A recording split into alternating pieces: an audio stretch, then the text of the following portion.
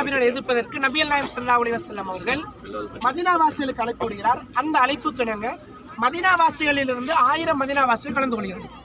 அந்த 1000 பேரையும் கூட்டிக் கொண்டு நபி அவர்கள் இந்த உஹது மலை அடிவாரத்துக்கு வருகின்ற வழியிலே மஸ்ஜித் ஸையன் என்று சொல்லக்கூடிய ஒரு பகுதி, அந்த பகுதியிலே வைத்து நபியார் அந்த படையை சரிபார்க்கிறார். யார் வந்திருக்கிறார், யார் வரவில்லை, அதே போன்று இந்த யுத்தத்தில் முதியவர்களோ சிறுவர்களோ வந்து அனுமதிக்க முடியாது என்கின்ற அந்த படையை சரிபார்க்கிறார். இந்த நேரத்தில் இது மஸ்ஜித் சல்மான் ஃபாரிஸ், இந்த யுத்தத்துக்கான ஆலோசனை வழங்கியவர் சல்மான் ஃபாரிஸ் அவர்கள் தலைமையான சஹாபாக்கள் தங்கியிருந்த இடத்தில் கட்டப்பட்ட பள்ளிவாயில் தான் இது.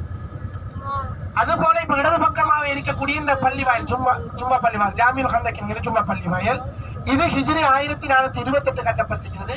இப்ப இருக்கிற ஹிஜ்ரி 1444, சுமார் 16 வருஷத்துக்கு முன்பு கட்டப்பட்டுச்சு. இந்த இடத்துல மஸ்ஜித் அபூபக்கர், மஸ்ஜித் உமர் ஆகிய 2 சிறிய பள்ளிவாயல் இருந்த இடத்துல தான் இந்த பள்ளிவாயல் கட்டப்பட்டிருக்கு.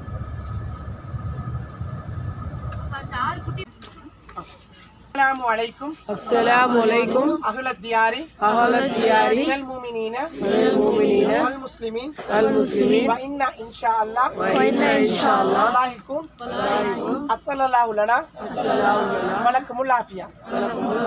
சரி, இந்த துஆட அர்த்தத்தை சொல்றேன். இது நபிகள் நாயகம் ஸல்லல்லாஹு அலைஹி வஸல்லம் அவர்கள் ஒரு மன்னரை தரிசிக்க போனால், அதாவது அடக்கஸ்தலத்தை பார்க்க போனால் இந்த துஆவை ஓதுங்கன்னு சொன்னாங்க. இது நபிகள் நாயகம் ஸல்லல்லாஹு அலைஹி வஸல்லம் காட்டி தந்த துஆ. இந்த துஆவுல என்ன சொல்லப்பட்டிருக்கிற விஷயத்தை புரிஞ்சுக்கிட்டோம்னு சொன்னா எங்கள் நாடுகள் நடக்கக்கூடிய வழிகாடுகளை நாங்கள் புரிஞ்சு கொள்ளலாம். அஸ்ஸலாமு அலைக்கும் அஹ்லத் தியாரி மினல் முஃமினீன வல் முஸ்லிமீன், மூமினான முஸ்லிமான கபருவாசிகளே உங்கள் மீது 2 சாந்தி உண்டாகட்டும்.